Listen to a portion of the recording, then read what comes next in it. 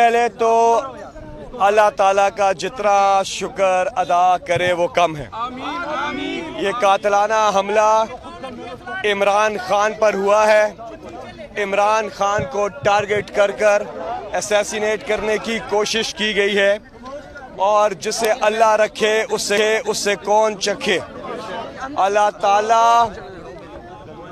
تعالیٰ کا کرم، اللہ تعالیٰ کا جتنا بھی شکر ادا کرے وہ کم ہے کہ عمران خان اس قاتلانہ حملے میں بال بچے، اور جو ہمارے ساتھی زخمی ہیں اللہ تعالیٰ انہیں صحت عطا فرمائے، عمران خان صاحب سمیت، اور جو ہمارے ایک ساتھی شہید ہوئے ہیں اس میں اللہ تعالیٰ ان کو جنت میں اعلیٰ مقام عطا فرمائے، اور ان کے خاندان والوں کو، ان کے چاہنے والوں کو، ان کے بچوں کو صبر جمیل عطا فرمائے۔ اور یہ عمران خان صاحب کی، یہ اپنی ذات کے لیے عمران خان صاحب نہیں کر رہے، اس قوم کے لیے کر رہے ہیں۔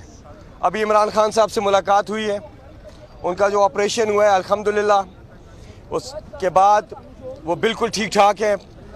یہ پوری قوم کے لیے صحت میں ہیں، عمران خان صاحب صحت مند ہیں، اور عمران خان صاحب نے کل ایک میٹنگ بھی رکھ لی ہے۔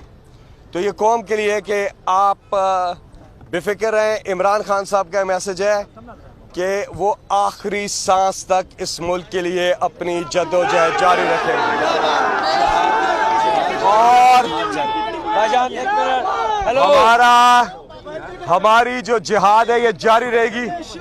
پوری قوم پرامن طور پہ اپنے محبوب لیڈر عمران خان کے لیے باہر نکل رہی ہے، نہ صرف پاکستان میں بلکہ پاکستان سے باہر جو پاکستانی ہیں وہ بھی باہر نکل رہے ہیں، پروٹیسٹ کر رہے ہیں کہ قاتلوں کو انصاف کے کٹہرے میں کھڑا کیا جائے،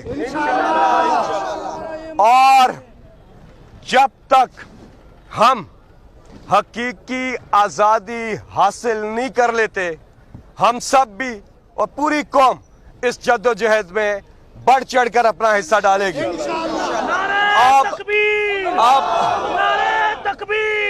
اللہ اکبر،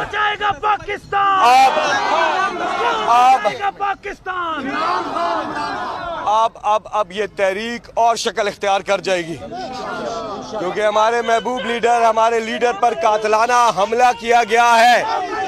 اس خدشے کا اظہار عمران خان صاحب کر چکے تھے۔ اور ایک سیکنڈ میں آپ کو یہاں پہ ایک سیکنڈ خاموشی پہلے بات ہو جائے۔ اللہ پر بات سنیں،